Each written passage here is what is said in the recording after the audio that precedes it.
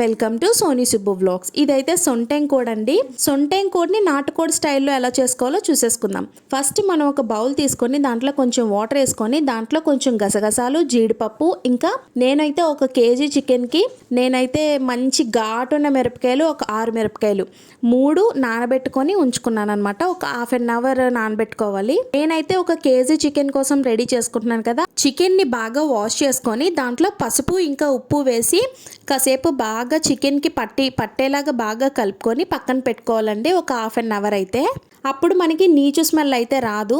అందులో ఎగ్స్ ఉంటాయి. ఎగ్స్ ఉంటే మాత్రం అవి తీసుకొని కొంచెం చిరిగిపోకుండా పక్కన పెట్టుకోండి. ఇప్పుడు మనం మసాలా కోసం అయితే రెడీ చేసుకుందాము.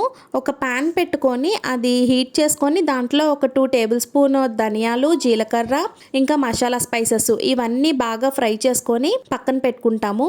ఇప్పుడు మనం కర్రీ కోసం ప్రెషర్ కుక్కర్ అయితే తీసుకోండి. మనకి సొంటెం కోడి కదా, నాటుకోడిలాగా ఉడకడానికి అయితే టైం పడుతుంది. సో ప్రెషర్ కుక్కర్ కొంచెం పెద్ద సైజులో తీసుకోండి. నేను కేజీ చికెన్ కోసం కదా చెప్తున్నాను. పెద్ద సైజే ఎందుకంటే మనకి ముక్కలు బాగా వేగుతాయి అన్నమాట. అదే చిన్న సైజ్ బాండీ అంటే మనకి ముక్క ఫ్రీగా వేగదు. సో ఇప్పుడు బాండీ తీసుకొని దాంట్లో సరిపడినంత ఆయిల్ వేసుకొని ఆయిల్ బాగా మరిగిన తర్వాత ఉల్లిపాయలు, పచ్చిమిర్చి వేసి అవి గోల్డెన్ బ్రౌన్ వచ్చేంత వరకు ఫ్రై చేసుకోండి.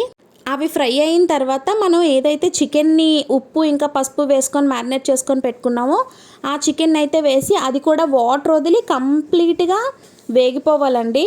ఈ లోపు మనం మసాలా అయితే రెడీ చేసుకుందాము.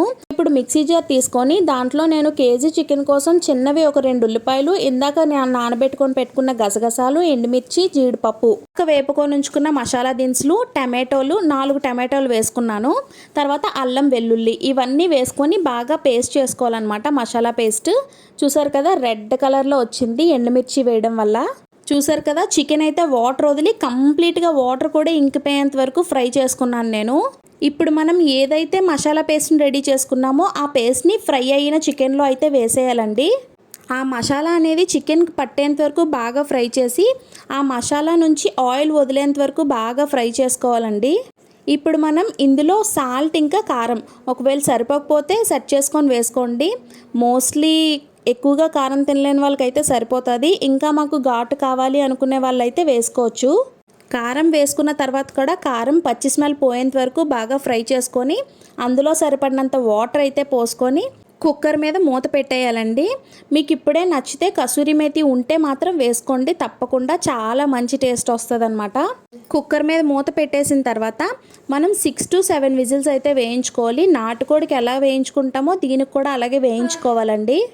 ఈ చికెన్లో మీకు ఒకవేళ గుడ్డులు కానీ పచ్చి గుడ్డులు వస్తాయి కదండి, ఆ గుడ్డులు కనుక వచ్చేటట్టయితే ఫ్రై చేసినప్పుడు వేయొద్దు. అవి తీసి పక్కన పెట్టుకొని మనం కుక్కర్ మూత పెడతాం కదా, మూత పెట్టే ముందు అయితే వేసుకోవాలి. మళ్ళీ ముందే వేసేస్తే చిరిగిపోతాయి అన్నమాట. చూసారు కదా, నాకు పర్ఫెక్ట్గా వాటర్ సరిపోయింది, ఇంకా కరెక్ట్గా ఉడికిపోయింది చికెన్ కూడా. చికెన్ అయితే రెడీ అయిపోయింది. ఇంకా వీడియోని చూస్తూ లైక్ చేయకపోతే please do like, share and subscribe. మీలో ఎంతమందికి సొంటెం కోడి అంటే ఇష్టమో కామెంట్ సెక్షన్లో కామెంట్ చేయండి. ఫైనల్గా ఒకసారి స్టవ్ ఆన్ చేసుకొని దాంట్లో కొత్తిమీర ఇంకా ఉంటే కరివేపాకు వేసుకొని కిందకు దించేసుకోవడమే. నా వీడియోస్ చూస్తూ నాకు సపోర్ట్ చేస్తున్న వాళ్ళందరికీ చాలా చాలా థ్యాంక్స్ అండి. నా కర్రీ మీకు ఎలా అనిపించిందో అది కూడా కామెంట్ సెక్షన్లో చెప్పండి. Bye bye.